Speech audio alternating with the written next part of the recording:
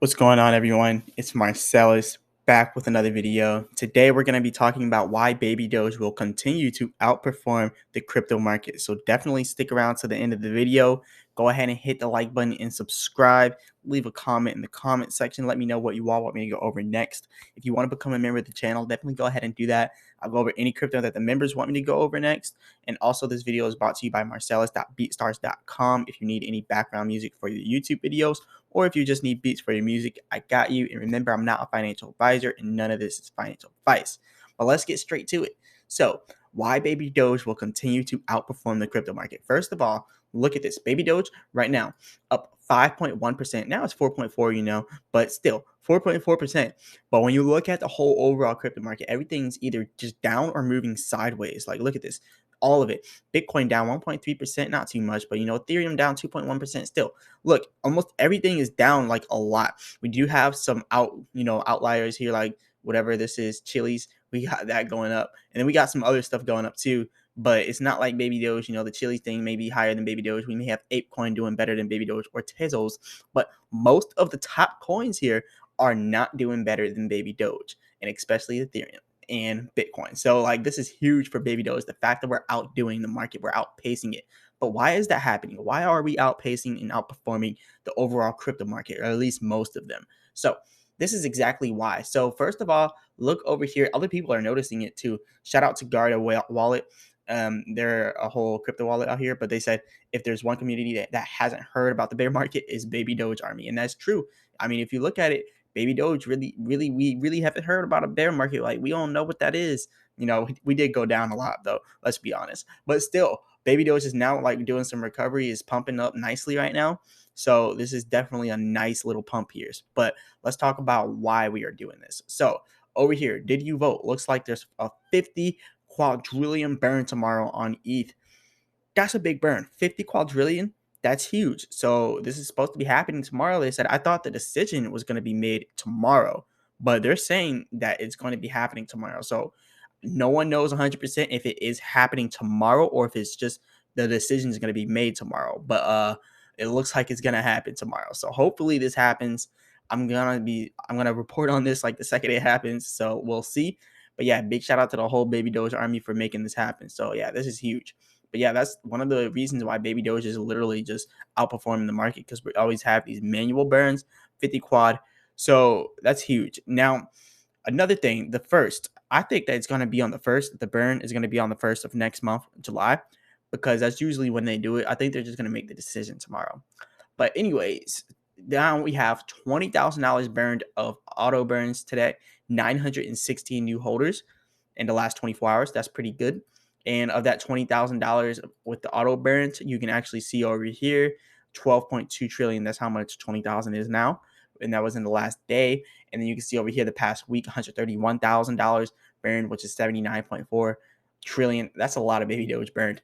But let's do some technicals now. Now that we got all this stuff gone over, let's talk about Baby Doge in the technicals. So we've been inside of this same range right here. I don't know why that popped up, but look, we've been inside of this same range right here for a little while now. And by a little while, I mean like a day, let's be honest, or not even like a day, but from like the 24th till now, or the 25th actually till now, we've been in the same range from the 25th to the 27th.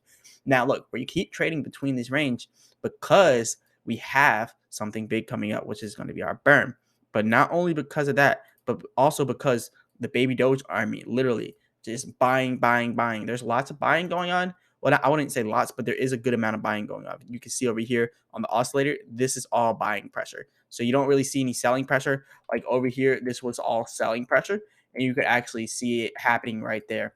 And now you can actually see that the buying is coming back in. So hopefully it continues. Now, the 24-hour market control is in control by the bulls, not the bears.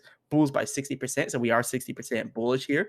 Now, if Baby Doge were to break out above this, we do have some resistance all the way up here at 2,300. But we also have some resistance before that. I'll talk about that when we look at the 4-hour chart. Now, the next support for Baby Doge, though, if we were to fall below this whole red area, remember the red areas, supply and demand of less demand. Green areas like down here, supply and demand of more demand. So if Baby Doge were to pretty much go down right now, we would go down to this next support. and this support brings us all the way down to 1450. So that's where our support would be if Baby Doge got rejected at this resistance that we're at right now. Now we are like getting rejected over and over again, but the fact that we're still bouncing between this area and we're not going down below the supply and demand area, it says a lot about Baby Doge, and it says a lot about what could happen next. So I think we're about to be really bullish next. So over here also though, we also have the support right here, and this is a good area of support, 1250, if we were to break this one over here. So just keep that in mind. Now I want to show you the 4-hour chart, because this is the most important chart that you want to watch whenever you're watching this type of stuff, because this is the long-term chart. So with the 4-hour chart, you can see our next area of resistance is pretty much coming next. So our next area of resistance is right up here, and that is this point 00. I'm not going to even say all the zeros, but it's 1800. So that 1800 resistance is our next area of resistance. Right now we're at 1646. So if we get rejected there, we don't end up going up from where we are now, and we get rejected at the resistance right now. Like I said, first you're going to see that 1450, and then you're going to see that 1250 if we keep going down from there. So that's what we got for that. Now, if we were to break past this area here of the 1600 area that we're at now in 1650, if we break past 1650, then what we go over to next, like I said here, 1800. And if we break past 1800, then we got all the way up here at 2300. But we would probably stop at 22 before we did that, and then do something like that and go up to there. So that's what we could have coming up in the near future for Baby Doge. And then looking over here at Bitcoin, Bitcoin's kind of just, Bitcoin's doing its own thing. I just want to be honest right now.